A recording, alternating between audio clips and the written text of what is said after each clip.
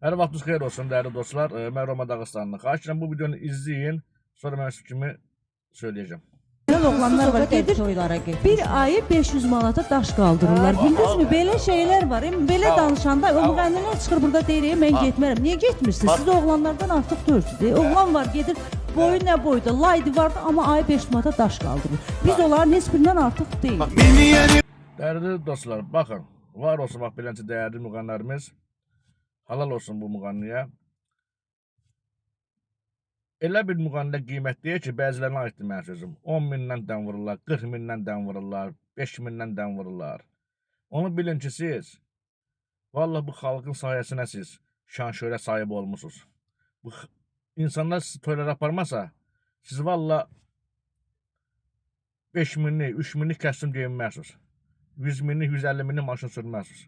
Ona görə də mən bəzi müğənnilərə aiddir sözüm. Gedəndə bu kasıfları da nəzərə alın. İndi qabaqçı kimi dəbdör. Hamı gedən 50 manat, 100 manat toya pul atır. Amma siz elə qiymətlər deyirsiniz ki, cəmaata. Bəlkə biri sizi istəyir, amma siz qaldırıb öz qiymətinizi qoyursunuz yuxarı. Bu xanımla Tərənə Qumruların qızı danışırdı. Deyir, mən bir saatı 1000 manat gedirəm. Valla mən Tərənə Qumruların qızının 10 manatı da aparmaram məclisə. Şəxsən mən fikrimi söyləyirəm, hamının da fikrinə hörmətlə yanaşıram. Halal olsun bax bu danışan xanıma.